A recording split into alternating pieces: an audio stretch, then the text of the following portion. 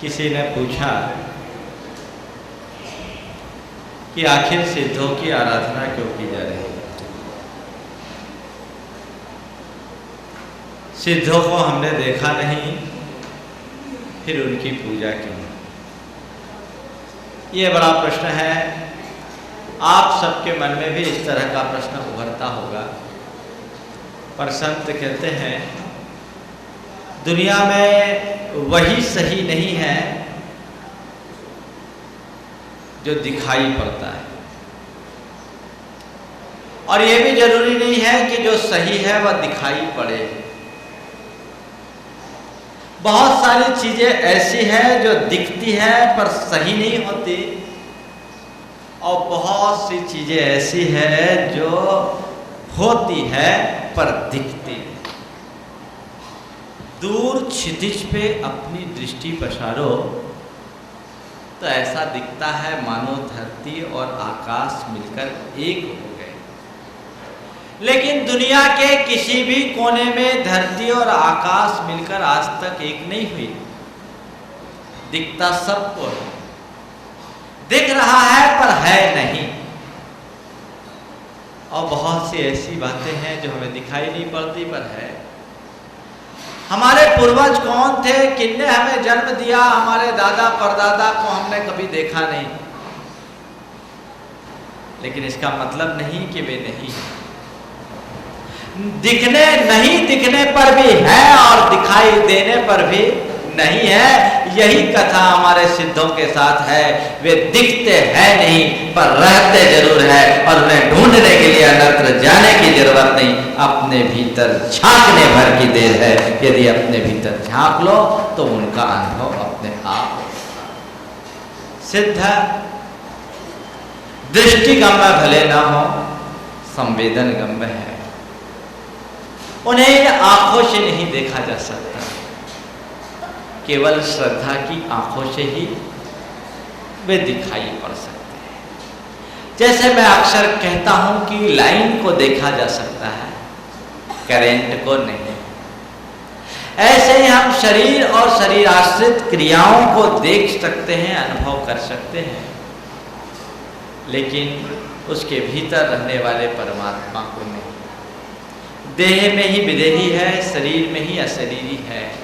इस मृण्मय काया में ही वह चिन्मय तत्व समाहित है। और उसे पहचानने के लिए श्रद्धा की आंखें चाहिए। हम जिन अनंत सिद्ध परमात्माओं की आराधना के लिए यहाँ एकत्रित हुए हैं, वे ही परमात्मा हैं जो कभी हमारी तरह किसी परमात्मा के आराधन में लगे थे। उनने अपने परमात्मा तत्व को पहचाना और आज उसे अभिव्यक्त कर लिए। थोड़ा हम विचार करें उनमें और हमें क्या अंतर है। जब हमारी दृष्टि जगत पर जाती है तो जगत के जितने भी पदार्थ हैं वे सब अस्तित्ववान दिखाई पड़ते हैं। जगत के एक एक कण का अस्तित्व हमें दिखता है, वे सब सत्य हैं, उनकी अपनी सत्ता है। एक कण का भी समूल विनाश नहीं होता। लेकिन जितनी भी वस्तुएं हमारे दृष्टि में आती है वे सत्तावान तो हैं, लेकिन उनमें चेतना का अभाव दिखता है।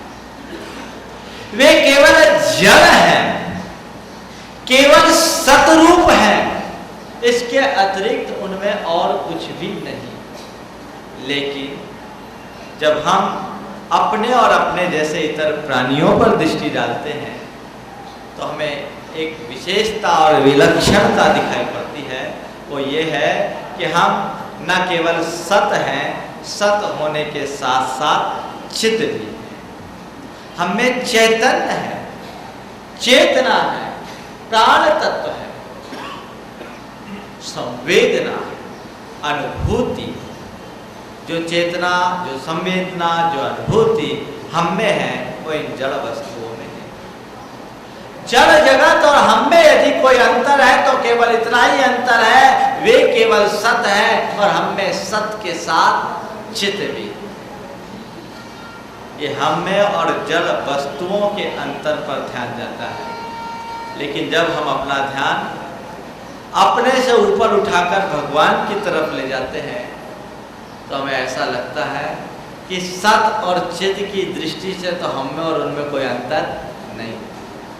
हमारी सत्ता है वैसे उनकी सत्ता है, हमारी चेतना है वैसे उनकी चेतना है। लेकिन फिर भी हम में और उनमें बड़ा मौलिक अंतर है।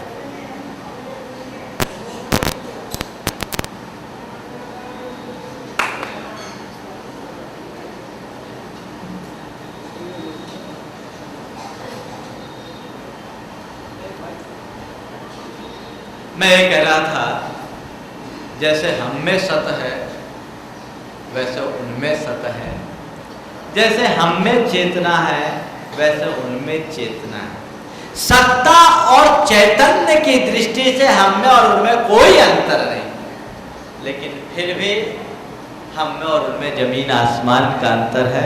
हम धरती पर है, वह शिखर पे है। हम संसार में है, वे मुक्त में।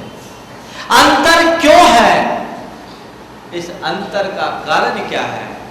तो संत कहते हैं केवल अंतर इतना है कि हम कभी प्रसन्न होते हैं, हम कभी खिन्न होते हैं, हम में कभी हर्ष होता है, हम में कभी विषाद होता है, हम कभी सुखी होते हैं, हम कभी दुखी होते हैं, हम कभी उल्लास से भरते हैं तो कभी उदासी छा जाती है। हमारे जीवन में कदापि एक रूपता नहीं होती। हमारा जीवन सुखी दुखी प्रसन्न खिन्न उल्लास उदासी इन सब से भरा रहता है, लेकिन उनमें स्थिरता है, ठहराव है, परम आनंद है। वे सत और चित के साथ साथ आनंद से निमग्न हैं और हम केवल सत और चित से युक्त हैं। हमारे और उनके बीच का जो अंतर है वो कुल इतना है, वे सच्चिदानंद है और हम केवल सत और चित हैं। संत कहते हैं इसी सच्चित के भीतर भी आनंद छिपा है। उसकी अभिव्यक्ति के लिए प्रयत्न और पुरुषार्थ की आवश्यकता है। जिस पल हम अपने भीतर के स्वरूप को पहचानेंगे, हमारे भीतर से आनंद का स्रोत फूटेगा, हम भी सच्चिदानंद बन जाएंगे, फिर हम में और उनमें कोई भी अंतर नहीं रह पाएगा।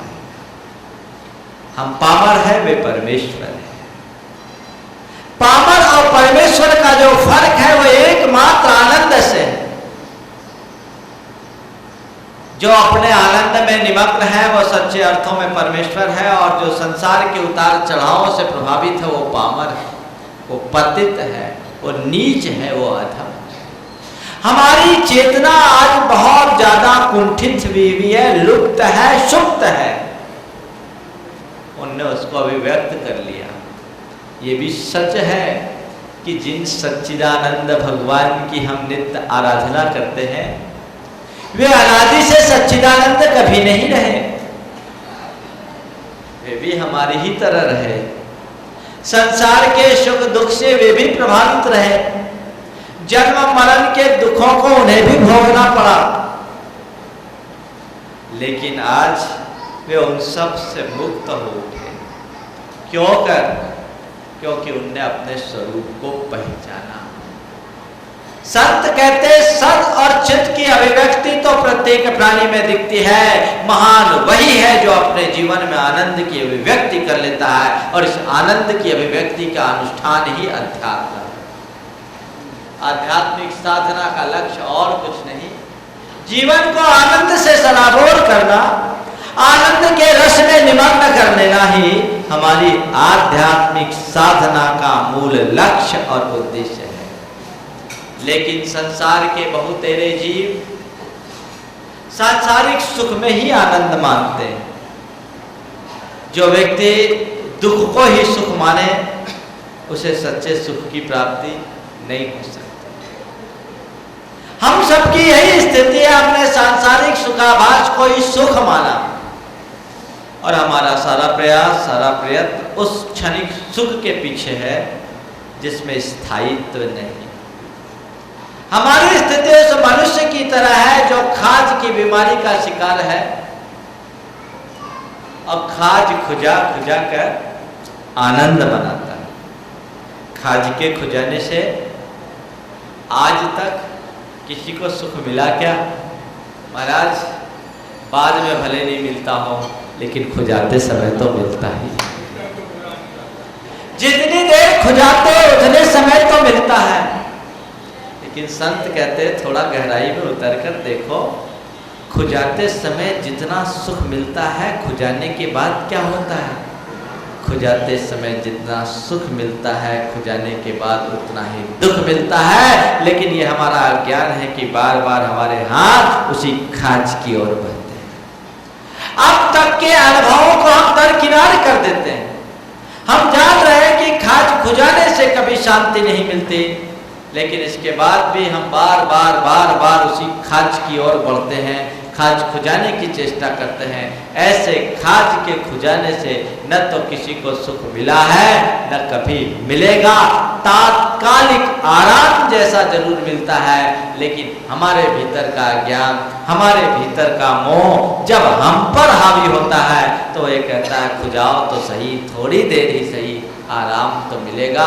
आराम तो नहीं मिलता, खाज और बढ़ जाती है और खाल भी छिल जाती है, घाव और हो जाता है। अब तक का यही निकालना है। हमने काम भोग के माध्यम से सुख चाहा, हमने इंद्रिय विषयों में रस चाहा, उसी में आनंद चाहा। संत कहते हैं विषयों में सुख नहीं, आनंद नहीं, वो तो केवल सुखाभास है। लेकिन जो केवल सुखाभास को ही सुख मानने के भ्रम में रहते हैं, वे सदैव सच्चे सुख से वंचित रहते हैं। संत कहते हैं संसारिक सुख की कहानी तो ऐसी ही है जैसे खनमित्त सुखा बहुकाल दुखा पगाम सुखा निगाम दुखा संसार मोक्षस्य विपक्ष भूया। संसार खानी अनर्थानुकाम भूया। एक क्षण का सुख और बहुत काल का दुख है। थोड़ा सा सुख है और दुख है, दुख का कोई पैमाना नहीं। ये संसार की मुक्ति के प्रतिपक्षी है और सारे अनर्थों की खान है। संत कहते हैं ये तुम्हारे संसार के सुखों की मूल कहानी है, लेकिन हम उसे नजरअंदाज करते हैं। वस्तुतः जिनमें हम सुख मानते हैं वो सुख नहीं, केवल वेदना का प्रतिकार है। भोजन करने में हमें सुख मिलता है, कब तक? जब तक भूख है। यथार्थता विचार किया जाए तो भोजन से सुख नहीं मिला, भूख की वेदना का प्रतिकार हुआ। यदि भोजन से सुख मिलता तो कभी थाली से उठते ही नहीं। एक भी ऐसा भोजन अभट्टर मिला आपको जो जन्म से आज तक थाली पे ही बैठा उठा ना हो? न भूतो न भविष्य। भोजन सुख देता है तभी तक जब तक कि भूख है। भूख के अभाव में भोजन का सुख गोल हो जाता है। पेट भर जाने के बाद भोजन में रुचि नहीं होती। आप भोजन कर रहे हैं, बड़ी रुचि के साथ कर रहे हैं, लेकिन पेट भर गया और सामने वाला बहुत अनुनय और आग्रह पूर्वक, मनहार पूर्वक आपसे कह रहा है कि भैया एक पीस और ले लो रसगुल्ला का, एक पीस प्लीज।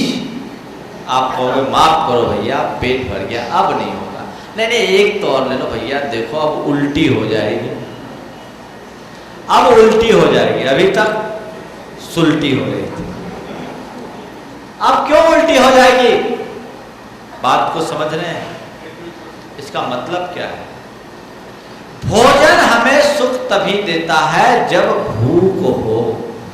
और भोजन करते वक्त भी जैसे जैसे पेट भरता जाता है ना, भोजन की रुचि भी घटते जाती है। आपने अनुभव किया होगा। जैसे जैसे पेट भरता है भोजन की रुचि भी घटती जाती है। तो फिर भोजन को हम सुख का आधार कैसे माने?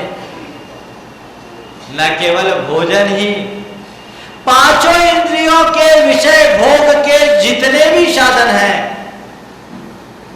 वह सब वेदना के प्रतिकार स्वरूप ही है। उन्हें सुखाभास कहते हैं, सुख नहीं है।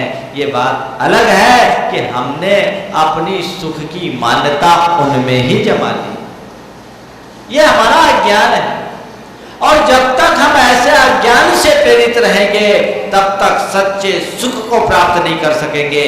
सिद्धों को जो सुख की उपलब्धि हुई है वो किसी बाह्य आलम्बन से नहीं, और वो किसी वेदना के प्रतिकार के रूप में नहीं, क्योंकि वहां तो वेदना ही नहीं तो प्रतिकार क्यों? भोजन कौन करता है? जिसे भूख है। जिसे भूख ही नहीं तो उसे भोजन की जरूरत क्या? औषधि कौन लेता है? जो बीमार है। जिसे बीमारी नहीं उसे औषधि की जरूरत क्या? उन परम सिद्धों के का सारा जीवन वेदना से पूर्णतया परिमुक्त है, और वेदना से परिमुक्त होने के कारण ही उन्हें उसे प्रतिकार की जरूरत नहीं।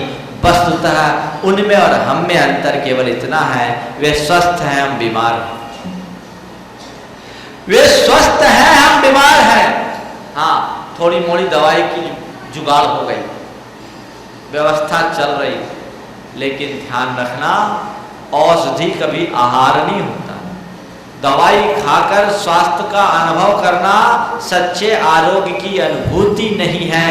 वस्तुतः जब हम अपने जीवन के परम स्वास्थ्य को प्राप्त कर लेंगे उसी क्षण हम सच्चिदानंद बन जाएंगे। आचार्य महाराज ने लिखा, ज्ञान ही दुख का मूल है, ज्ञान ही भव का कूल। ज्ञान ही दुख का मूल है, ज्ञान ही भव का कूल। राग सहित प्रतिकूल है, राग रहित अनुकूल। चुन चुन इसमें उचित को, मत चुन अनुचित भूल। और सब शास्त्रों का सार है, समता बिन सब धूप। बहुत गहरा चिंतन समाया है इन दोहे में। एक ज्ञान है जो हमारे दुख का कारण है और एक ज्ञान है जो हमारे दुखों का उच्छेदक है। सिद्ध भी जो सिद्धि को प्राप्त किए वे अपने ज्ञान के बल पर, और हम भी संसार में दुखों को भोग रहे हैं वो भी अपने ज्ञान के कारण। राग सहित प्रतिकूल है, राग रहित अनुकूल। हमारा ज्ञान सराग है, इसलिए हर्ष विषाद का अनुभव कराता है, अच्छे बुरे का संकल्प विकल्प कराता है। हम संसार में अटक रहे, भटक रहे हैं, और जब वो बीत राग ज्ञान को प्राप्त कर लिए, अपने स्वरूप को उपलब्ध कर सिद्ध हो गए, बुद्ध हो गए, निरंजन परमात्मा हो गए। ये दो स्थितियां अपनी इस राग की धारा को बीत राग की ओर मोड़ने की जरूरत है। हमारा उपयोग जैसे ही अंतर्मुख होगा, ये राग की धारा बीत राग बन जाएगी। मैंने आप लोगों को एक बार पहले कहा था, नल होता है ना, नल की टोटी आप एक तरफ खोलते हैं तो धारा बहना शुरू हो जाती है, और दूसरी तरफ घुमाते हैं धारा बंद हो जाती है। चित्त की धारा जब जब बहिर्मुख होती है, कर्म का बंधन हो जाता है, और चित्त की धारा जैसे ही अंतर्मुखी होती है, आत्मा का वंदन हो जाता है। एक में बंधन है, दूसरे में बंधन है। सिद्ध परमात्मा ने अपनी धारा को अंतर्मुख किया, वे परमात्मा हो गए, हम सब बहिर्मुख बने हुए हैं, इसलिए संसार में आज भी रुल रहे हैं। उनकी आराधना से अपनी धारा को अंतर्मुख करने का विज्ञान सीखे और पुरुषार्थ करें। दो प्रकार की आत्मा है, एक प्रसुप्त आत्मा और दूसरी प्रबुद्ध आत्मा। प्रसुप्त आत्मा यानी निद्रालीन आत्मा, जो नींद में होते हैं उनको अपना कुछ खोज खबर, अपनी कोई खोज खबर नहीं होती। नींद की दुनिया कुछ और ही होती है, और जब तक हम नींद में रहते हैं सपने को ही सच मानने का भ्रम पालते हैं, और आज तक यही हो रहा है। हम सब नींद में हैं। संसार के जितने भी संयोग है जो महज एक स्वप्न की तरह है, पर हम उन्हें सच मान रहे हैं क्योंकि हमारी आंखों में नींद छाई। एक राजा था, इकलौता बेटा था। बेटा कुछ दिनों से बीमार चल रहा था और आज उसकी हालत काफी गंभीर थी।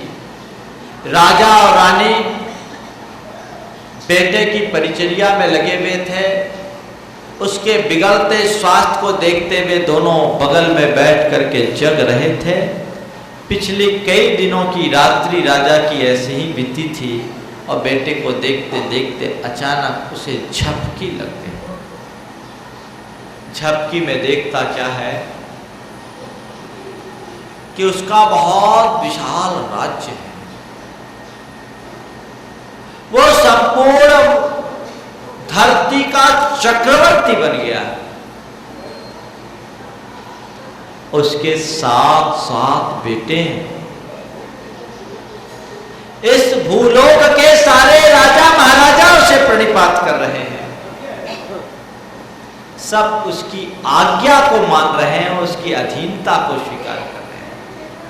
संपूर्ण लोक में उसकी संप्रभुता छाई हुई है, और 7 बेटों के मध्य वह राजा अपने दिन आराम से बिता रहा है। इसी बीच उसके बीमार बेटे को एक हिचकी आई और प्राण पखेरु उड़ गए। बेटे की हिचकी आते देख ही उसकी मां चीख पड़ी और अपने पति को झकझोरते हुए उठाया कि उठो, देखो अपना बेटा चल बसा। जैसे ही पति ने आंख खोला तो जोर जोर से हंसने लगा। पति ने आंख खोला और हंसना शुरू कर दिया। पत्नी ने कहा, ये हंसने का टाइम है? एक लौता बेटा, अपने कलेजे का टुकड़ा, जी का लाल, और चल बसा, तुम हंस रहे हो, तुम्हें शर्म नहीं आती? ये तो रोने का क्षण है। उस राजा ने कहा कि मैं यही सोच करके तो हंस रहा हूं, मैं किस पर रहूं, इस एक के लिए रहूं कि उन 7 के लिए रहूं? जब वे 7 थे तो ये एक नहीं था, और जब ये एक है तो वो 7 नहीं। मैं किन के लिए रहूं? उसने अपने सपने की कथा सुनाते हुए कहा कि अभी अभी मैंने एक बहुत बड़ा राज्य वैभव देखा, संपूर्ण भूलोक का चक्रवर्ती था और मेरे 7 बेटे थे। जिस समय वे बेटे थे तब ये नहीं था, और जब ये सामने है तो वो नहीं है। मैं इन्हें देख कर रो, उसे देख कर रो कि उन्हें देख कर रो, अब मैं रो नहीं सकता। मुझे जीवन की वास्तविकता का बोध हो गया है। सच में जो मैं देख रहा था वो बंद आंखों का सपना था, और जो देख रहा हूं वो खुली आंख का सपना है। सपना तो केवल सपना है, इसके अलावा कुछ भी अपना नहीं। राजा को बात समझ में आ गई, नींद जो खुल गई। जीवन का यह दृश्य जगत का एक बहुत गहरा सपना है। जब तक नींद भरी आंखों में तब तक दृश्य जगत अपना। जीवन का यह दृश्य जगत का एक बहुत गहरा सपना है। जब तक नींद भरी आंखों में तब तक दृश्य जगत अपना है। उतनी देर जाग कर जी लो जितनी अभी उम्र बाकी है। कोई नहीं किसी का साथी, सारी यात्रा एक। जब तक आंखों में नींद है तब तक संसार के सारे ठाट बाट है। स्वप्न को व्यक्ति सत्य तभी तक मानता है जब तक कि नींद है। नींद खुलते ही स्वप्न और सत्य का रहस्य समझ में आ जाता है। संसार के बहुसंख्यक प्राणी मोह की निद्रा में प्रसुप्त हैं। उन प्रसुप्ति अवस्था के कारण वे संसार के सुखों को ही सुख मानने का भ्रम पाते हैं। संसार के संयोगों में ही आत्मबुद्धि रखे हैं।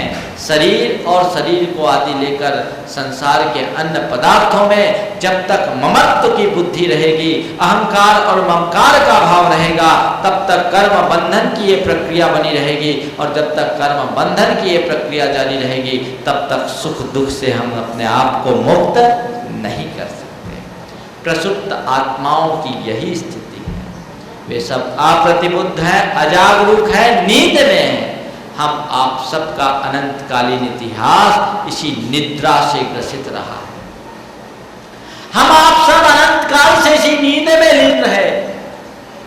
लेकिन हम ही आपके बीच से जो प्रबुद्ध हो जाते हैं, जो आत्मा प्रबुद्ध बनती है, जो अपने आत्मा के स्वरूप को समझती है, जिनकी निद्रा टूट जाती है, वे एक पल आत्म साधना में निमग्न हो सच्चिदानंद स्वरूप को प्राप्त कर लेते हैं। जैसे ही हमारी प्रसुप्त अवस्था खत्म होती है, प्रबुद्धा अवस्था जागृत होती है, हमारे जीवन का क्रम ही बदल जाता है। संत कहते हैं सब कुछ तुम्हारे पास है, उसे जानने की कोशिश करो। उस आनंद की तलाश में बाहर भटकने की जरूरत नहीं है। तुमने पदार्थ के माध्यम से आनंद तलाशने की कोशिश की, पर बंधुओं पदार्थ में आनंद नहीं, आनंद तो तुम्हारे भीतर उधर देखने की कोशिश करो, उस तरफ झांकने की कोशिश करो। एक अरब कंट्री का आदमी बंबई आया, वहाँ देखा तो जगह जगह नल लगे हुए थे। आदमी को पानी की जरूरत हो तो टोटी खोले और पानी निकल जाए। टोटी खोले और पानी निकल जाए। बोले बहुत बढ़िया बात है, ये पानी कहाँ से आता? कहते टोटी से आता है। कहाँ मिलता है? टोटी बाजार में, चाहे जितना मिल जाता। उसने कहा बहुत बढ़िया, हमें तो पानी की समस्या से बहुत बढ़िया निजात मिल जाएगी, मुक्ति मिल जाएगी। बहुत बड़ी समस्या हमारे देश में तो लोग एक एक बूंद पानी के लिए तरसते हैं। एक काम करते हैं हम तो इंडिया से कहते हैं कि हमें वो एक्सपोर्ट करे, टोटियाँ एक्सपोर्ट करे ताकि हमारे राज्य में पानी की कमी न हो। टोटियाँ खरीद कर लेंगे आप, टोटियाँ लगाए, टोटी खोले तो पानी कहाँ से आए? उसने टोटी खोल कर देखा, बोला इसमें तो पानी नहीं। महानुभाव, टोटी से पानी आता जरूर है पर पानी टोटी का थोड़ी है, पानी तो टैंक का है, और वो टैंक तुम्हारे भीतर है, बाहर नहीं। इसे देखने की कोशिश करो। और हम हैं जो उस टैंक को तो देख नहीं रहे हैं, टोटी को बार बार टटोल रहे हैं कि पानी निकले, पानी निकले, पानी निकले। टोटी को खोलने और बंद करने के परिश्रम में तुम्हारे शरीर से पानी भरे निकल जाए, उस खाली टोटी से पानी कभी नहीं निकल सकता। वो टैंक में है, तुम्हारे भीतर है, उसकी तरफ तुम्हारी दृष्टि होनी चाहिए, बाहर नहीं। ये जो जान लेते हैं वे सच्चिदानंद हो जाते हैं। संत कहते एक बार उसे जानो तो सही कि तुम्हारे भीतर क्या है, अपने स्वरूप को पहचानो तो सही।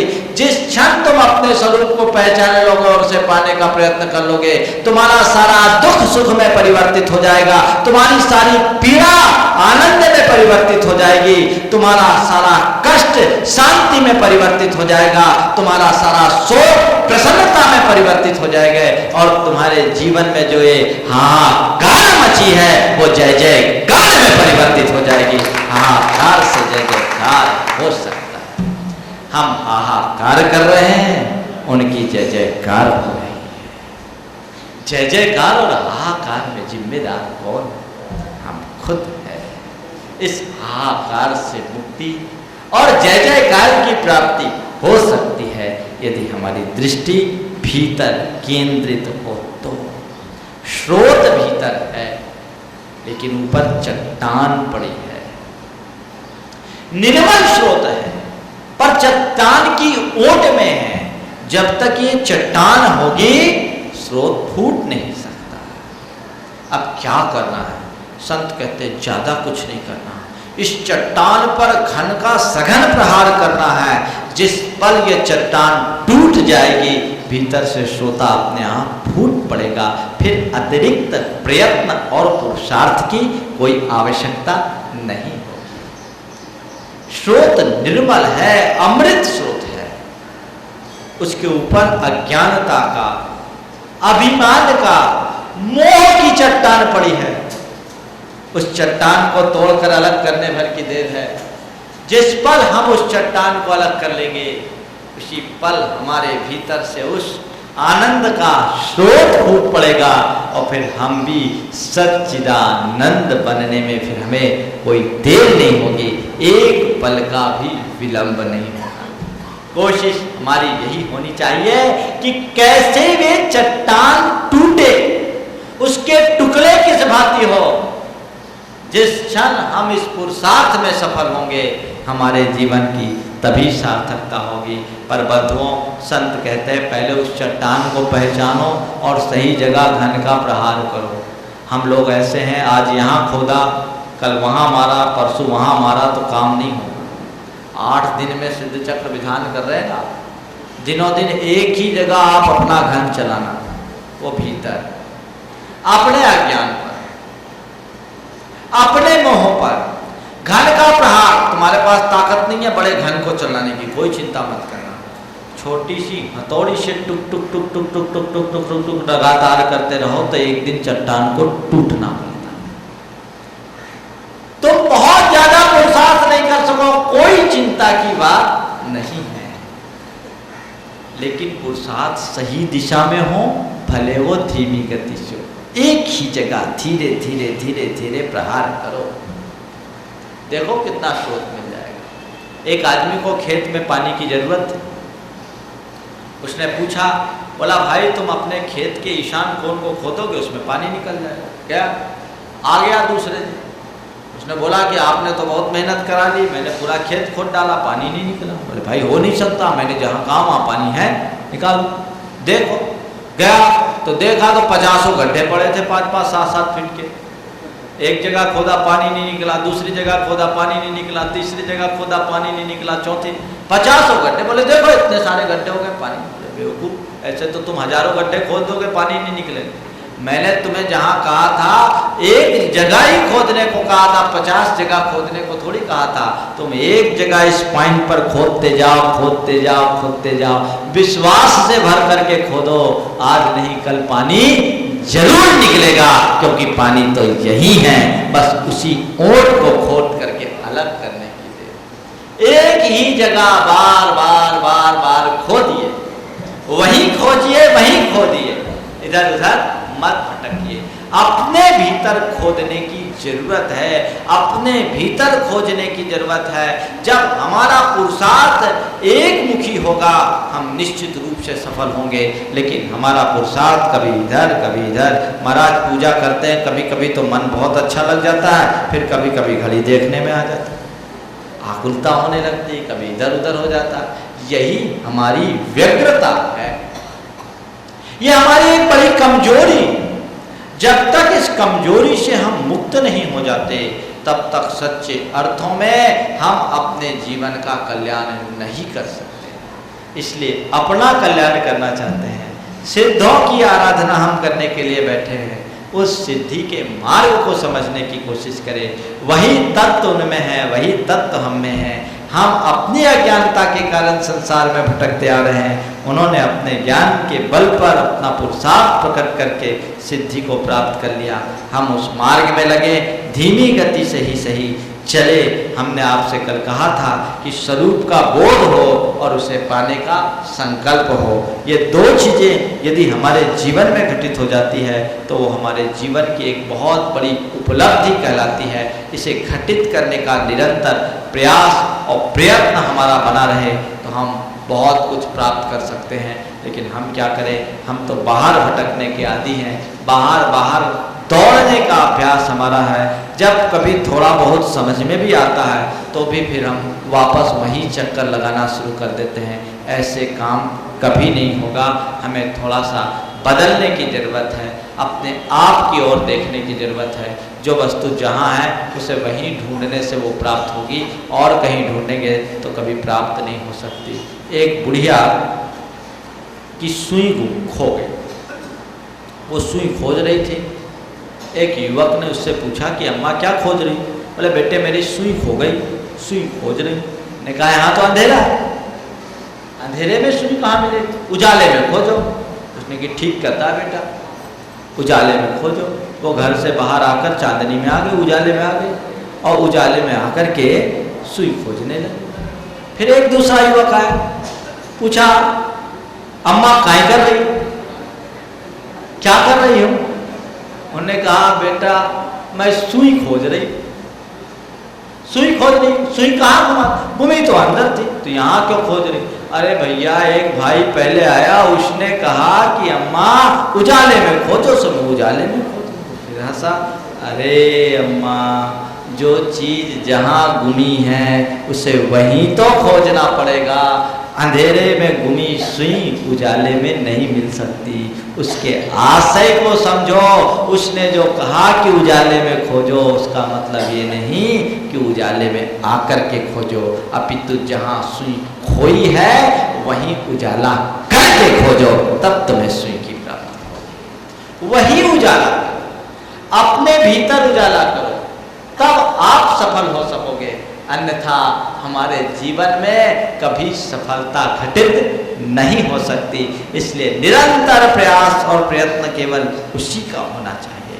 आचार्य कुंद कुंद कहते हैं, जिसकी दृष्टि आत्मा पर केंद्रित होती है वो नित्य ही मुक्ति को प्राप्त कर लेता है। जो आद भावन मिनम निच्चो जुतो मुनि समाचरदी, सो सब दुख मोखम पावई चिरेन काले। जो अपने इस विशुद्ध आत्म तत्व की भावना नित्य करता रहता है, जो मुनि उस आत्मा की भावना में निरंतर डूबा रहता है, वो अपने सब प्रकार के दुखों से एक पल में मुक्त हो जाता है। सो सब दुख मोखम पावई चिरेन काले न। दुख मुक्ति का इसके अतिरिक्त और कोई दूसरा उपाय नहीं है। वह सब कुछ हमारे भीतर है, उसे पाने के लिए बाहर भटकने की जरूरत नहीं है। हम चैतन्य धन हैं, उसे पाइए, जड़ धन के पीछे पागल मत होइए। एक जोहरी था, उसका इकलौता बेटा था। बेटे को रास्ते पर लगाने का बहुत प्रयत्न किया गया, पर बेटा रास्ता पर नहीं आ सका। पिता की मृत्यु के बाद अपने पिता की संचित संपत्ति को उड़ाना शुरू कर दिया। धीरे धीरे धीरे धीरे सारी संपत्ति छीन हो गई, केवल पिता का मकान घर बचा। दाने दाने को मोहताज हो गया। अब क्या करे कुछ समझ में नहीं आया। तभी उसका ध्यान अपने गले में लटके एक ताबीज पर गया।